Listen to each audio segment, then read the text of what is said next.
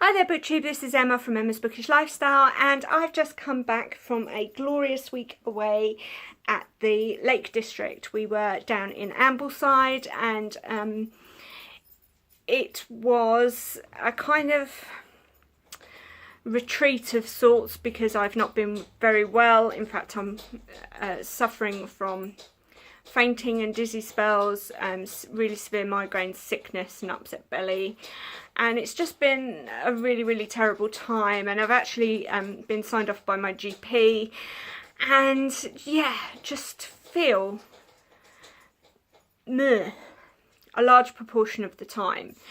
So I was taken away by my partner, and we went on a lovely holiday to the Lake District, and it was just a week in a quiet little lakeside village called Ambleside, and we just had plenty of R&R and very little else. So while I was there, it just so happened to stumble across my radar that there was a bookshop, BookTube, a bookshop in the vicinity of where we were staying. And that bookshop, sorry, I'm fiddling with books, I really shouldn't, sorry about that. But that bookshop was called Westwood Books, and they're based in Sedbergh. Now, Westwood Books is a large stockist in the Yorkshire Dales, which is on the border of the Lake District, near Kendal, and they're open 7 days a week, and they actually stock over 7,000 titles. Now these are both antiquarian books and second-hand books. There's car parking nearby. They have like a little vending coffee machine and a few seats scattered about if you'd like to sit, and they do quite a large quantity of reasonably priced second-hand books, and also reasonably priced classics in an edition called the Wordsworth collection, or Wordsworth Classics, which is a local publishing house that does them. And they're not posh fancy covers or anything like that. They're quite, I'll show you in a minute what they're like. But they were extremely good value. I mean, some of the classics that I bought for less than £2. And some of the other books that I've bought are almost near brand new, and are also under the £5 mark. So I've done very well. One of which was a hardback. So I'm not going to read the blurbs, I'm just going to tell you this now. This is just a hi, I am still alive. This is kind of what's happening with me at the moment. I'm still reading Sebastian Barry's A Day Without End. I'm still enjoying it, but I'm slowly plodding through it. It's not a reading slump as such.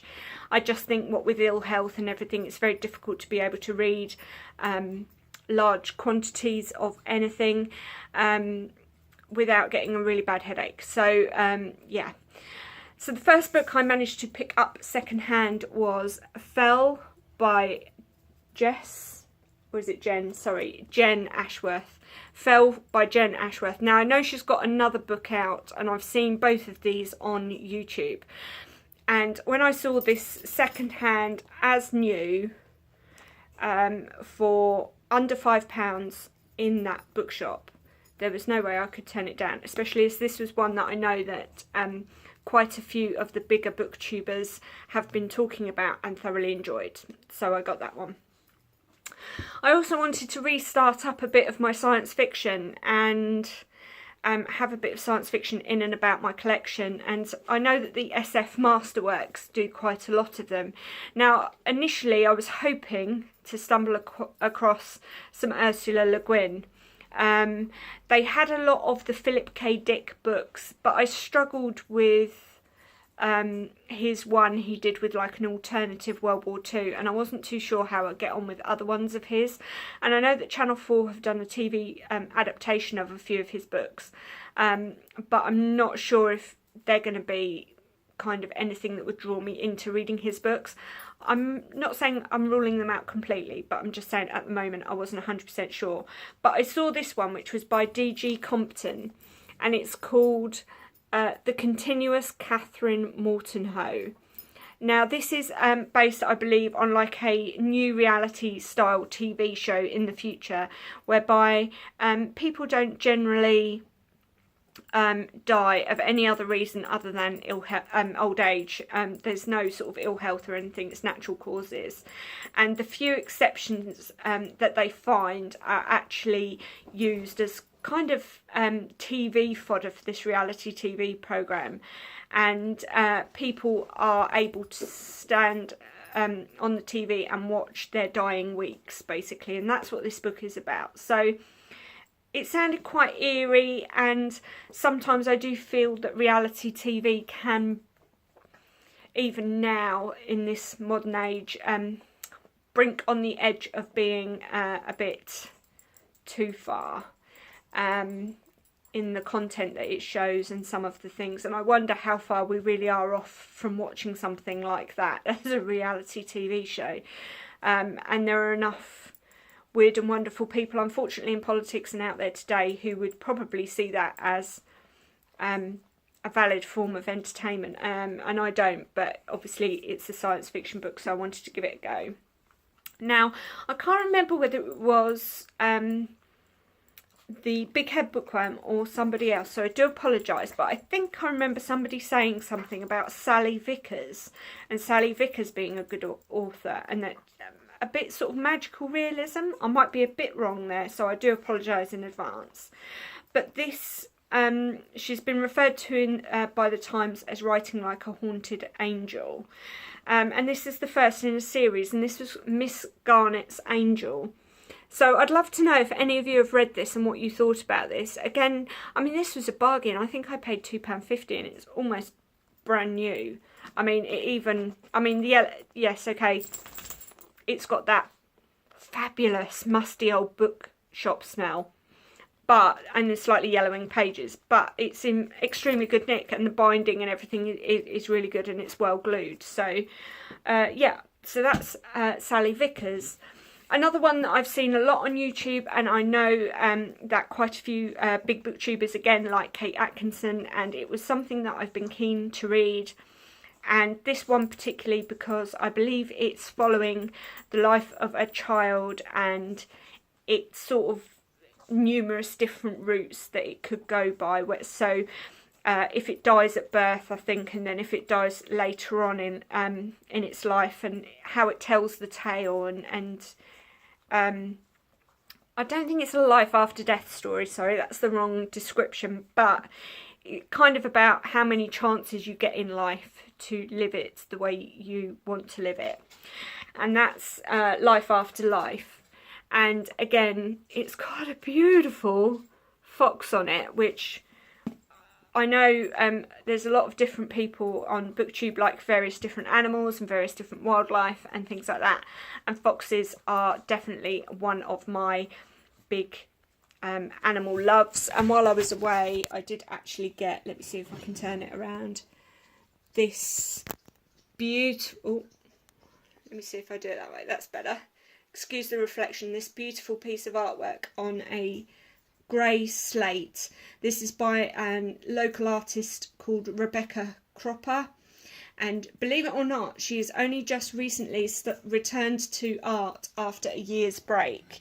And yeah, so I got that beautiful slate with this sort of smiling man fox on it. Apparently she's had quite a few people sort of discussing whether it's a boy or a girl, but in my eyes it's a boy. And two other books that I got that are relatively new titles, but I haven't read anything by this person before, and I know that there's not many in the series. And so I've got two Ben Aranovich, and that's Moon Over Soho and Broken Homes. Now I know that there is Rivers of London, which is the first book in the series, and Whispers Underground, and I'm hoping that I will get to those at a later date. I'm hoping I don't have to read them necessarily in order, as I do have book 2. However, if I do, I'm not too worried. Because they were second-hand, I'll see if I can pick the other 2 up second-hand at a later date.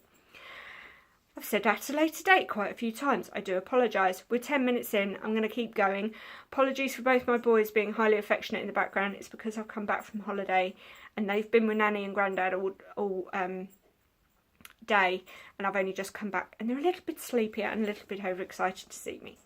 So in the Wordsworth Classics collection, I expanded on some of the titles that I've got from some people and some new authors that I haven't read. So I picked up The Mill on the Floss by George Eliot. Now, okay, the imagery on the front of the book is a little bit kitsch, but they're good quality, and that cost me, I think, £2 for that particular one. I also got another Charlotte Bronte, which is Shirley, which I believe is her, I believe maybe her first one that she wrote, but I'm not 100% sure, so don't scream at me, aficionados out there, if it's wrong. But it's definitely one I haven't got on my shelves to read, so I picked that one up. Simon at Savage Reads is always talking about atmospheric, wintry and sort of autumnal reads, being sort of Susan Hill and Wilkie Collins, and I'd never read any Wilkie Collins, and they had Tales of Mystery and the Supernatural, The Woman in White by Wilkie Collins, and again, look at that spooky cover, but very sort of kitsch, but you know, in keeping.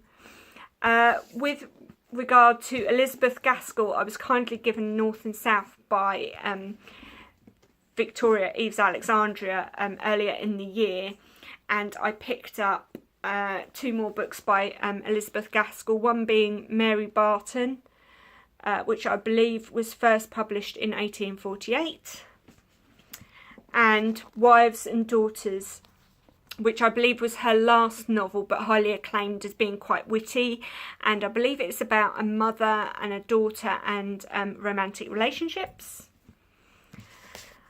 Another Charlotte Bronte, which is The Professor. Actually, I believe this is the one that's the first novel, and she also, no, it's not her first novel. I believe this is her first novel where she implies herself as inhabiting the voice of a man and a man's consciousness. I think that's why. So that's The Professor. It's a very slim little volume, that one. And then last but not least, another George Eliot, and this one is Silas Marner, and again a small narrow little novel, one of his shortest ones, I believe. Not the reason why I picked it up, but it is one of his shortest novels, I believe. And Silas Marner is an exiled handloom linen weaver who then develops a relationship, I believe, with an orphan child, and it's about their relationship. So yeah, so that's all the books that I have at the moment, BookTube. As I say, I'm still reading Sebastian Barry's Days Without End. I haven't been reading a great deal. I've got another 2-3 weeks off work, desperately trying to get some kind of resolution medically for what is happening, but as yet no progress. So thank you for bearing with me. Apologies for the little bit of reflection. I am filming it late at night, hence also the light halo in the mirror. And I look forward to speaking to you soon. If you've read any of these books, or you think any of these are particularly exceptional and you think I'd really enjoy them and it's the right time of year to be reading them, I'd really love to know down below. And yes, I'll speak to you soon. Take care for now.